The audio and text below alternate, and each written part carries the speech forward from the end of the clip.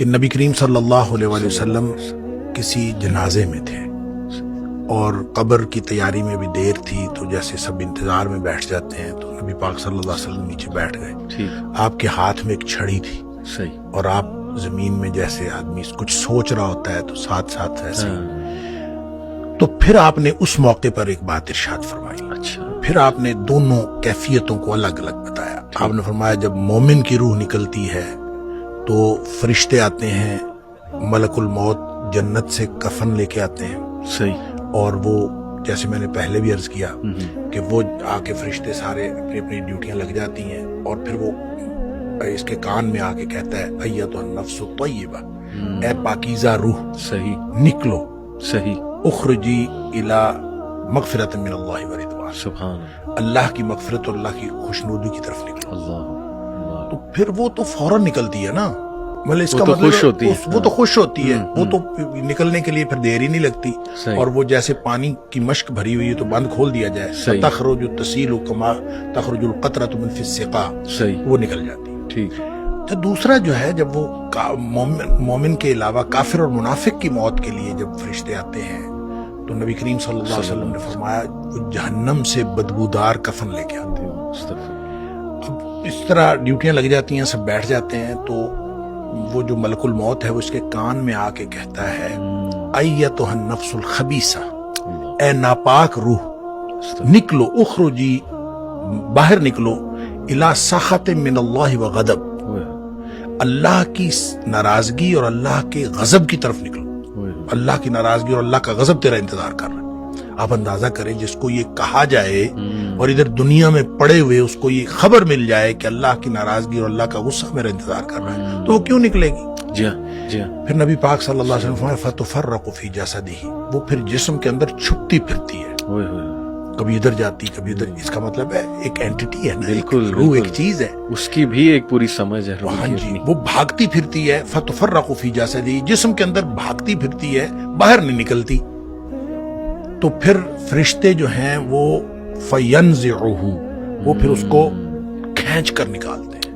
اللہ اکبر. اور پھر اس کی جو نبی پاک صلی اللہ علیہ وسلم نے مثال بیان فرمائی، کما ینزع السفود من الصوف المبلول، جس طرح سے گیلی اون ہو اور اس کے اندر گرم سلائی لوہے کی رکھ دی جائے اور پھر اس کو کھینچا جائے ایک طرف، ظاہر روئی وہ اون جو چمٹ جائے گی، تو اس کو ایک طرف سے کھینچیں گے تو وہ تو تار تار ہو جائے گی.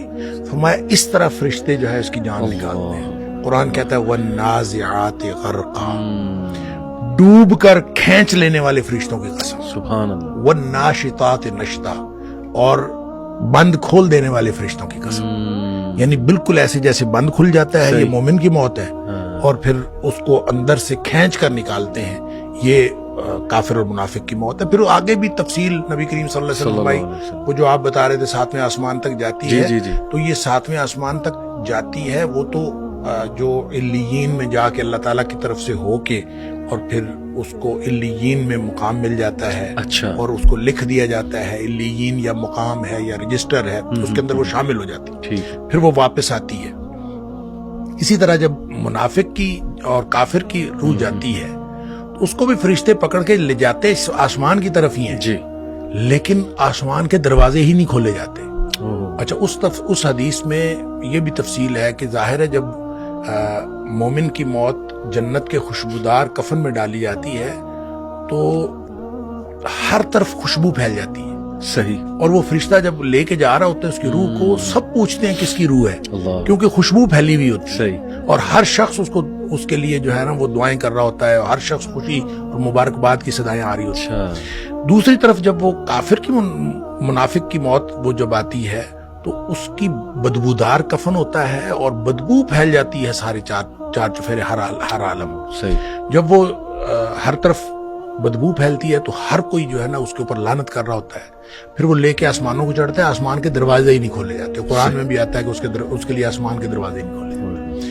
اچھا، اس پر پھر حدیث میں آتا ہے کہ وہ فرشتے پھر اس کو وہاں سے چھوڑ دیتے ہیں. اچھا، وہ پھر گرتی ہے نیچے. یعنی جو جہنم ہے وہ پستی کا استعارہ ہے، صحیح، اور جنت جو ہے وہ اونچائی کا اور بلندی کا. इल्लियीन जो है वो भी बुलंदी की बात है, सिज्जीन कोई बहुत पस्ती की बात है। जब फरिश्ते उसको लेके जाते हैं और आसमान के दरवाजे नहीं खुलते तो वो छोड़ दिया जाता है उसको, सही। और वो फिर गिरती है नीचे गहराइयों में, कहाँ जाती है अल्लाह को मालूम है।